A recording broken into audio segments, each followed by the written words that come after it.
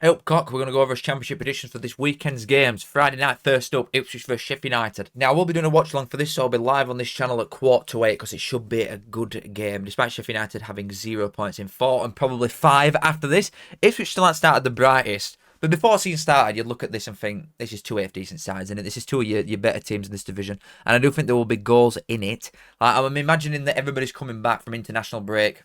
Clean bill of health.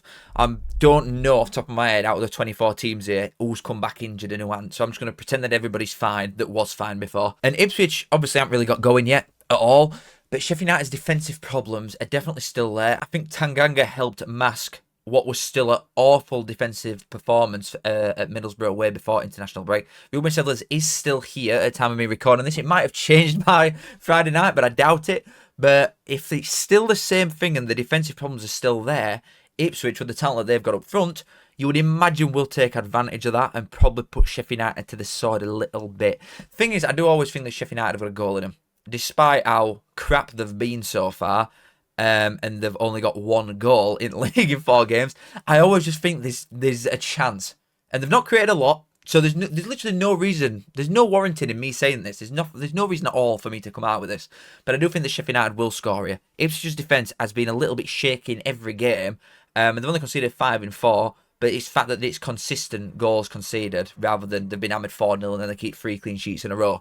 There's always something there with them. I do think Ipswich will win. And I think it'll be a good game. And I think there's goals in it. I will give Ipswich a 3-1 win to start. Quite a good game that in it to get going. Charlton and Millwall. I think Millwall have had their number for about 50 years if I go and look. Charlton have not bet Millwall since 1996. So, yeah, I'm not going to give Charlton a win here. Despite Nathan Jones, if anybody's going to do it and turn tides in this game, I do think Nathan Jones will be the one to do it. But Millwall have been on top in this fixture for decades on end, and I think it is two similar teams in how they like to play. I think the home aspect has got to count for something, and the fact that Millwall are extremely inconsistent is another thing that has got to count for something. One thing that's for certain, Millwall have definitely got the better team, 1,000,000%. They've got the better players across pitch. They've probably got the better players in every position almost. And despite Charlton spending 10 million quid and having a very streetwise manager, I do think that quality does just prevail a lot of times. And history as well. But I think Nathan Jones would really play into that narrative that they've not won in years. And I think he's really going to use that and try and proper tap into dark arts and what he can summon with his stat. I'm going to go draw. I just can't give Millwall a win based on how inconsistent they are. And the Nathan Jones thing, I really can't get out of my head. If it was some like other just normal manager, some foreign geezer that's come in and has done like quite well with Charlton, I'd think, okay, I'll give Millwall a win. But Nathan Jones, there's just something in there. There's just something with him. I'll go 1 apiece. But I really would not like to bet on that game. God, what a lovely colour combo. I think I said this last time and it rocks for Coventry. It's Oxford and Leicester this week. Now straight away, Leicester have got the miles better side. They've got miles more points. They should be miles apart in terms of table once it's done. But Oxford have got Gary Rowett and they've got the home aspect. And the drew with Coventry 2 apiece last time out before international break. So maybe that was the tide turning a little bit for what has been a poor start for Oxford. They've lost the first 3, but they've ended up drawing there. I don't know, because the thing is with Leicester in previous games, I don't think they've been good. Like, they were good against Birmingham. Don't get it wrong. The game before international break started, they were good against Birmingham and deserved to win.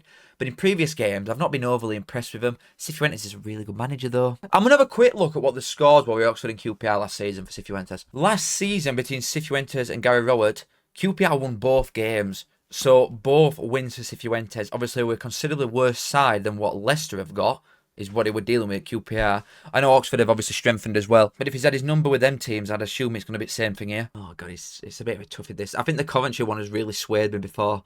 The fact that Oxford got a point out of that and scored twice. I do think there's goals in this as well, because I do think Leicester can be got at a little bit. I'll go 2-1 Leicester. I will go an away win, which I think could be a really good win and all at that. I know they've started poorly, Oxford, but I don't think loads of sides will go there and win. That'd be a good win, but I'll give Leicester it 2-1. Ooh, Preston and Middlesbrough. Can I even go against Middlesbrough anymore? I feel like, I bet if you're a Middlesbrough fan watching this and you've seen the other vids, you'll be thinking, please God, say Preston win. Just don't say Middlesbrough win, whatever you do. But I think I've given Middlesbrough 1 win so far in my predictions, and they've won all 4. I give them 1 against Sheffield United. Oh, no, I didn't actually. I can't remember, but I'm sure I'll give Middlesbrough 1 win. I'm not giving them 1 here. I'm not. I can't do it. I think Preston are going severely under radar. Heke and the fella that kept that, Osmajic, whatever his name is, the forward, who's really good, that striker. They're a very streetwise team, Preston and Eke. And the 9th minute, they've had, I know it's only 4 games, but they've had a good start. Middlesbrough are undoubtedly a good side. Do I think they'll win away at Preston? No. I'm feeling a draw. I'm going 1-1. I'm just going to say it and move on before they inevitably win 5 in a row. 1-1, Preston and Middlesbrough. Coventry and Norwich, I mean, obviously this is quite a dodgy one as well, isn't it? Like, Coventry went to Millwall and lost in cup before international break, and then they went to Oxford and drew, like we just said. Norwich had a really good end. Like, they did lose in cup to Southampton as well, but they did win 2-0 away at Blackburn. Sargent scoring 2. They've still got him. He's fit. He's firing. I expected goals in this game. This is 2 high-quality sides, this. In terms of the personnel that's on pitch, there's obviously the Lampard situation surrounding the West Ham job that he could potentially get. So maybe that could play into the Coventry feeling about the place, despite a really good start for them. But personnel on pitch, I think some of the best players in this league will share a pitch for this game, which does make me think that there will be goals. Because from a Norwich point of view, I just expect Sargent to score every week because he's that good.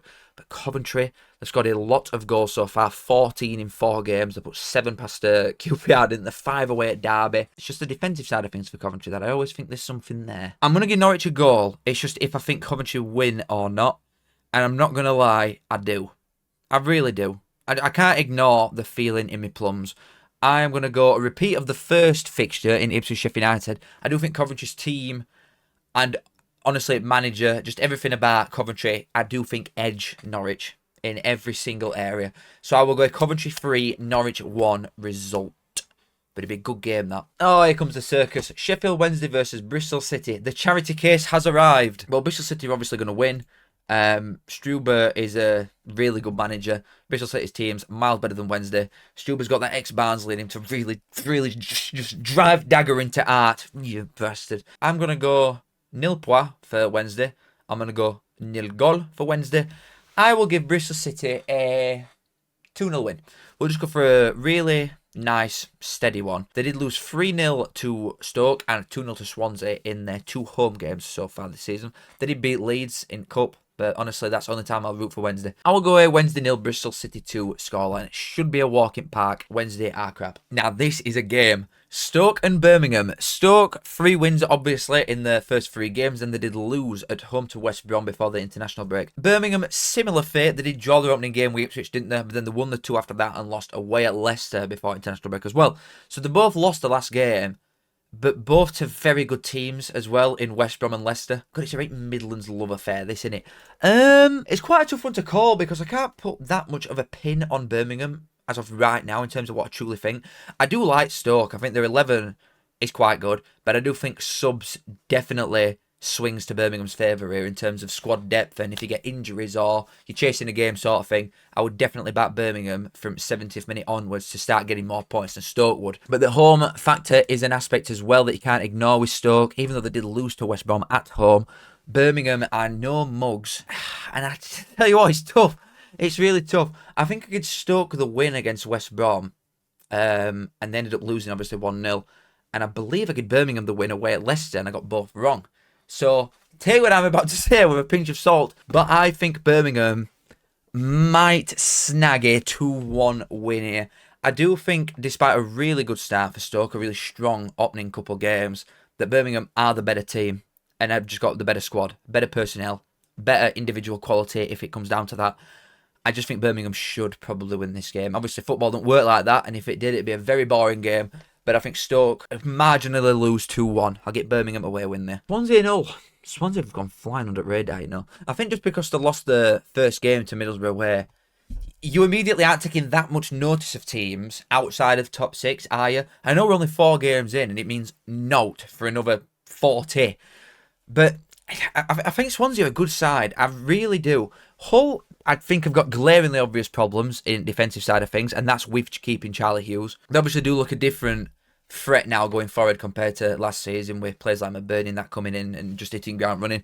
Really good streetwise striker, and especially going up against his former club here, McBurney, I do see a Hull goal, and it's a side that's just quite efficient. They put 2 past Wednesday, 2 past Plymouth Inc. Cup, and then other games have only scored 1 or 0. So I do think it will be a close game. I do think Hull will be in it. It's not going to be like when they got battered off Bristol City before international break. But I do back Swansea for a win. You know, I do back Swansea. I think they're the better team. And the home factor, again, I do just think is something that you can't ignore, especially early doors when crowds are going to be up for it, especially if crowds think that they've got something to play for. I imagine Swansea will really get behind them, knowing that if they win, they could go really high up in table early doors. I'm going to go another close game. I'll go 2-1. I was debating a 2-0, but I just think the McBurney factor always adds some weight to it when a striker especially is coming up against a former club. But I'll give the Swans the win. Go on the Jacks, you Jack bastards! Watford and Blackburn. Oh, no. How long can I keep getting away with this? Saying that I think Watford will get relegated. Again, due to the unknown. I'm just going to keep saying it every single time I bring it up. It is due to the unknown still. It'll probably be the unknown for 20 games, and I won't change my mind until I've got a real serious understanding on what Hull are and how they like to play. Because at the minute I've been given very little to work with. I think they did well to get a point from the Southampton game, and they did rather look quite a bit in that. And going forward, I do think they offer quite a lot of threat. Now, that being said, Blackburn are actually okay defensively, even though they've let a lot of players go, and I do think that will have a massive hit on their season in general. I think defensively they can be alright. The obvious lack of experience now that exists within this team, I think they will...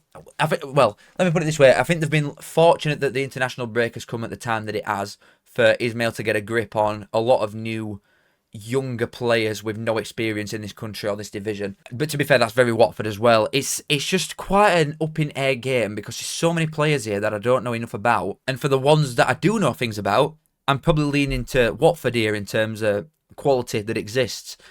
But obviously my allegiances do lie with Ismail for the Barnsley links, and knowing what it can do with lesser budgets makes me always think that there's possibility that he could always get a win or some points out or something. But Blackburn's team, just the hits that it's taken in the last few weeks to the better players that they've got, does make me lie with Watford here, thinking that they will win if anybody does. I could see a draw, definitely, but I will go 1-0 Watford.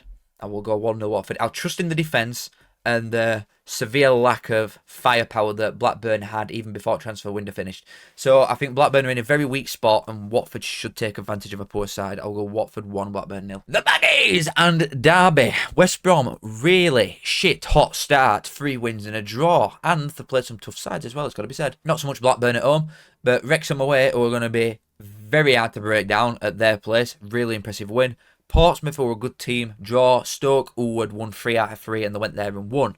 Derby, quite poor, but they did come off at back rate with a... Well, they drew with Ipswich in the 2 apiece, but it was because they conceded a 99th minute penalty, 105th minute. It was something ridiculous. They were like 17 minutes at a time, but it was very, very late on that they ended up conceding, and probably quite unfortunate to do that in the manner that they did, but I don't think they deserved to win the game on the basis of it. In this game, though, obviously Eustace is a great manager, and I've spoken previously that with Mason, this being his first job, I do think in certain games against more experienced, switched-on gaffers, maybe like Eustace, that he could be taught quite punishing lessons that could bite him in the ass later in the season. However, in this instance, I think West Brom's team is just that much better than Derby's, and I do think Derby made some really good additions, got to be said, but West Brom's team is just considerably better, I would say, than Derby's in the majority of positions. The thing that I will say with Derby is that with Morris involved now, I always would look at these, similar to some other sides that I've spoken about, and think that they can get a goal, because they do look quite good going for a Derby. But defensively, 11 goals conceded in 4 games, not a good look. And West Brom, not the biggest scorers anyway, but very efficient. And I think, again... Oh, I hate doing it. I just hate this scoreline. But I'm going to do it again. West Brom 2, Derby 1. Sorry, boys. I'm moving on. Yeah, this is tough. This really is a tough one.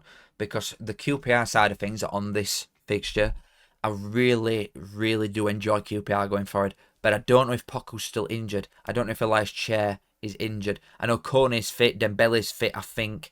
And defensively, I do quite like QPR with some of the signs that they've made. Even though they've conceded 11 goals. So why should I like them? But 7 of them did come against Coventry in 1 game. So just remember that one. But one thing that I would say, especially about Parky, Wrexham's manager, and I do think he will be sacked at some point this season.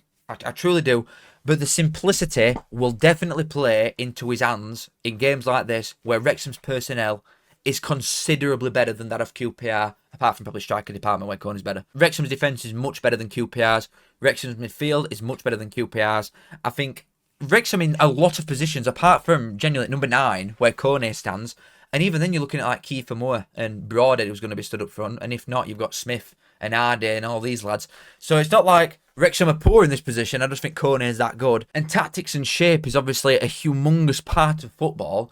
But I do think if Wrexham are playing to the simplicity of get ball in box, you've got Kiefer Moore stood there, lump it in box, and you've got players of a certain calibre that can just plop it on his head every single time, Wrexham are going to score some goals. Enough fannying about, get ball out wide to his wing backs and put as many balls into the box as possible, and I think QPR will struggle to deal with that. I think QPR score because of Coney. I feel like that is a sentence that will come out of my mouth at least 40 times this season, probably once a vid. But I do think Wrexham will win this, and if I'm going to be real, I think they'll win it fairly comfortably. I will go Wrexham 3, QPR 1. Now then, what a fixture. I'll be doing a watch on for this as well at 11:45. Southampton and Portsmouth.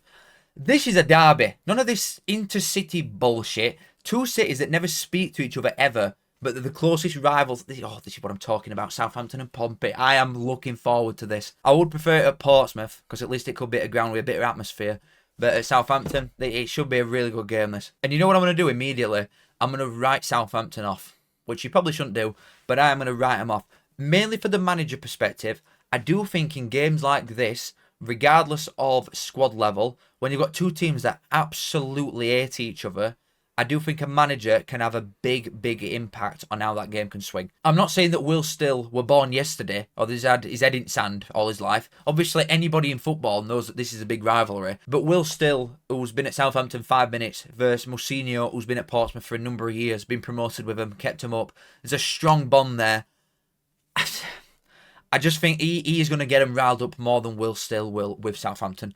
Obviously, Portsmouth as well, I've got the lesser player, and I think that can play into your hands as well to a certain degree. That players who know they're not as good as Southampton's players, for example, I'm going to think, I've got to run that bit faster. I've got to put an harder tackle in. I've got to be here quicker. I think they're going to physically demand a lot of the Southampton players, and I don't think Portsmouth will lose this game. I think they're going to take a drop. Well, you're never going to say that, are you? Because you want to go and beat your biggest rivals away. But I think Portsmouth, in-house, would definitely take a draw away at Southampton, because Southampton are a very, very good team. And Southampton will obviously think, and probably should win this game. Two sides that Southampton have scored 6, conceded 6, not most exciting, and Portsmouth have scored 4, conceded 3, again, not most exciting. It don't really breed goals, this, does it? But I'm going to go with Desi to see it out. Southampton 2, Portsmouth 2. I'm just hoping for a good, clean fight, touch gloves. Bit of bastard in there as well, please. I'll go Southampton 2, Portsmouth 2. That's that. Absolute pleasure. Love you all. Kiss. Make sure you like, subscribe if you do enjoy. Friday night, 7:45 for Ipswich, Sheffield United. And 11:45 on Sunday for Southampton, Pompey. See you there. Love you all and see you in a bit. Goodbye. I say I'm a man. Yes, I'm a mucker. I think of me saying as a right good looker. I say up that. Show us bit it.